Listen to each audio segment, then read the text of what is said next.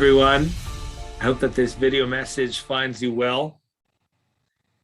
We start Selichos this Motzei Shabbos. All of us should take time out to reflect upon what that means. Selichos are the extra part of our liturgy.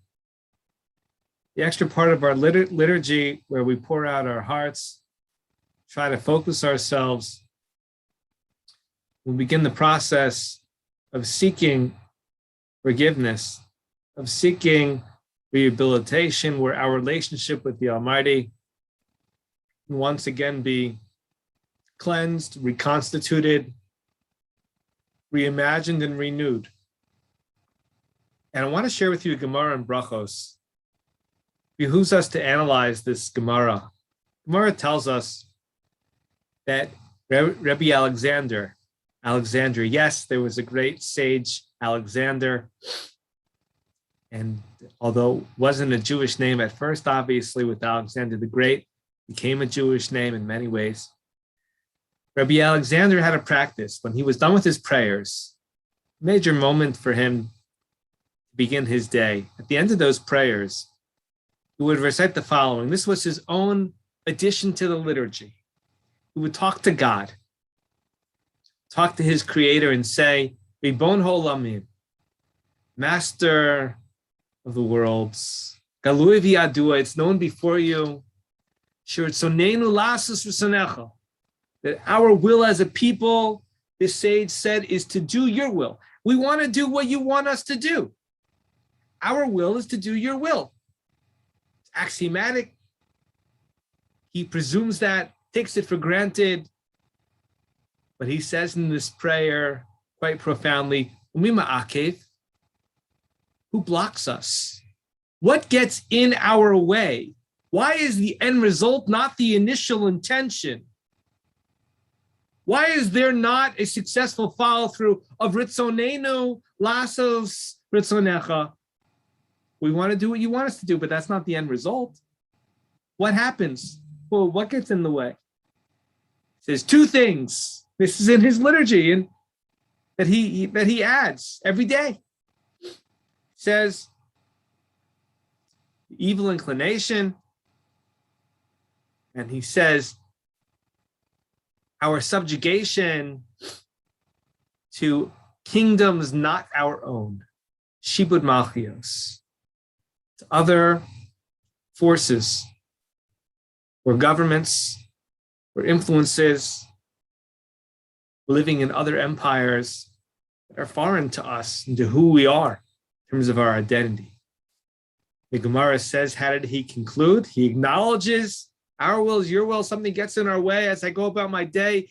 Doesn't end up always the way that I intended. Yehirat son, let it be your will, he concludes.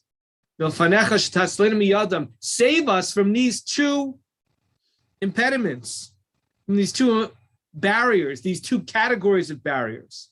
The nashuv lasos chukei ritzoncha b'lev avshalem, and return us to your will. We start every day. Our will is your will, but something gets in the way. Return us to perform with a perfect heart your will. And there's nothing disingenuous about this. Every day we have good intentions. We should have good intentions. And if we don't have good intentions, we have the opportunity to write that ship.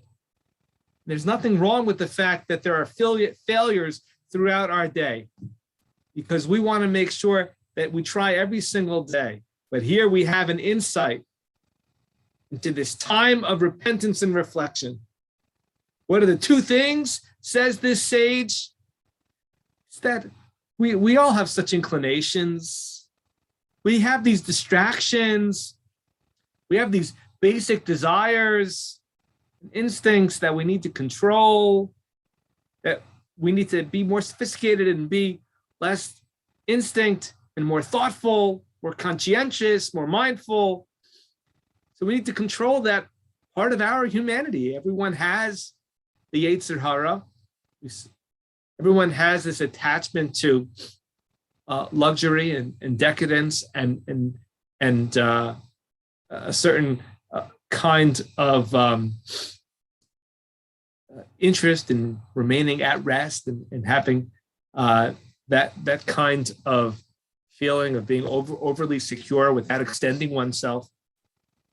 And then we have the fact that we live in a non-Jewish world. We live in a non-Jewish country. We live in the United States of America or anywhere in the diaspora, or we live under governments that don't reflect the way the Torah intended Jewish communities to be set up.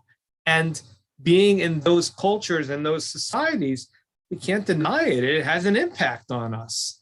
And if we can identify the enemy to the better version of ourselves that we strive for, so then we can begin to have a successful Elul experience, culminating in this great high holiday experience. And so if we can identify the problem, we can realize it's external to ourselves. And that is the takeaway message. That is the underlying theme here. Evil inclination, that's not us. That's a foreign thought that gets in the way of our perfection that we're striving for. The outside influences, that's exactly it. It's outside, it's external. It's a third-party influence that made its way into the less than ideal lives that we're currently living. And it's part of the exile. And we have to recognize it. It's not who we are. And who we are, our will is your will, he says to the Almighty. And so if we have that thinking, we have that theory that we internalize, that we personalize, that we make meaningful for ourselves, each of us individually and collectively, then we can identify the issue. We can realize that it's not who we are at our core. We can begin to try to get rid of it as best as we can so that we can make sure that our relationship with our Creator and our best version of who we might yet be able to become, that is not only possible, but it's more attainable with this perspective. And knowing this perspective goes a long way to achieving it. And so we ask the Almighty to give us the wisdom and the fortitude to overcome these psychological adversaries, these physical adversaries, whether it is the anti-Semitism that is so obvious and blatant and we see it with our own two eyes and gets in our way, or whether it is something which is less obvious, we try to overcome. And with the Almighty's help, we can overcome that. We can have the strength to overcome it. We ask the Almighty that the Almighty allows it to be so. Thank you and have a wonderful Shabbos.